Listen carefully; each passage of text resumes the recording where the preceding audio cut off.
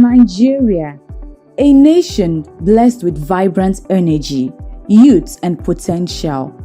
But beneath the surface, many children walk in silence, hidden in the shadows of pain and neglect. Every child deserves a safe childhood, but in too many homes, communities, and institutions, that right is stripped away. According to UNICEF, 6 out of 10 children experience some form of violence before the age of 18.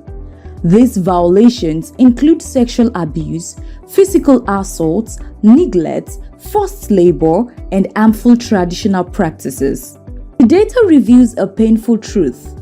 Our systems are weak, our silence is loud, and our children are not safe. The causes of child abuse in Nigeria are multi-layered. Poverty drives many into child labor and exploitation. Harmful cultural practice normalize early marriage and domestic violence. Weak enforcement of laws means perpetrators often walk free. In some communities, reporting abuse is considered shameful, leaving children trapped in circles of trauma. But these numbers are not just statistics. They are children with names, faces, and dreams. Let's hear from them. Why did you go to school? Because my uncle did not let me to go to school. He picked me to sell beans. He picked me to sell beans for him. So that's why I did not go to school. When I see other people going to school, I always be sad because of my uncle did not let me to go to school. I want to be a doctor, but when my uncle refused to send me to school, that's why I can't be anything. My name is Anima. I'm 13 years old. My stepmother did not want me to go to school, and she always maltreated me, let me to do the house chores, and always allow her own children to go to school, but she did not want me to go to school. And I always feel like going to school. I want to become a lawyer like all my friends, and she did not want me to go to school. My name is Miriam. I'm 14 years. I did not attend to any school. I am in JS2. When they asked me to go and marry an old person who is enough to my father, but I cried. Nobody can help me. I want to become a teacher, so nobody can help me. These stories are not isolated. They are woven into the fabric of a broken system, one where children are silenced, justice is delayed, and healing is rare. There are people fighting to rewrite this narrative, individuals and organizations who rise each day to protect the most vulnerable among us. One of them is Taiwo Akinlami, a family attorney, child safeguarding and protection innovator, and parenting ideologue, who has been on the front lines for over a decade. We have to embrace system as the only way. System at the national level, system at the state level, system at local government level, system at organizational level. There are 4 rings of protection. The first one is the family. The second one is the community. The third one is the state. The fourth one is the international community. What is the role of the family? The role of the family is to inculcate positive value systems in children. What is the role of the community? The role of the community is to reinforce what the family is already teaching.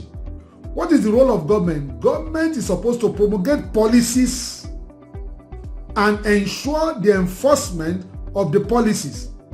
Government is supposed to ensure that there's a system in place and insist that everybody operates the system. Today we have many schools without child safeguarding and protection policies. We have recreation centers without child safeguarding and protection policy. We have everywhere children are gathered without child safeguarding and protection policy. So I think if we are going to start the advocacy and the conversation about protecting our children, as a nation, we must sign up for system. System must be codified into policy. Policy must be broken down into processes. Then everybody must be trained so that everybody is established in the policy, everybody is established in the processes, everybody is established in the system. That is how it works everywhere where children are protected. The last thing I would like to say is that when we address system, the fundamental thing we must address first is our belief system, because system rises and falls is a coordinated approach. It must be broken into policies. What is a policy? A policy is a statement of will predicated on the dominant value system of those who created it to govern their affairs. So there must be a system must be codified into a policy must be broken down into processes. Processes is the to-do of a system. Then processes must now become what everybody is trained about, everybody involved with children. When this does not exist, the lives of our children is like a city without walls. Globally, it has been agreed that the only way to protect children is through a system. There's no such thing as a trusted organization or a trusted adult where there is no system.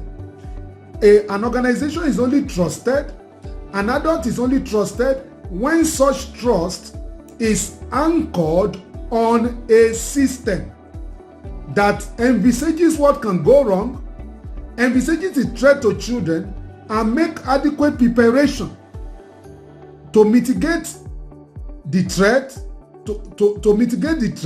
to meet the needs well before they arise. That is what we mean when we talk about systems. So when we're talking about the effect of lack of system in Nigeria, which includes lack of social protection, honestly, is colossal, is fatal, because children are killed. It is very, very sad. It is something that must be tackled, that must be addressed, because as it is today, our children are dying in droves. They are going through a whole lot because there's no system in place.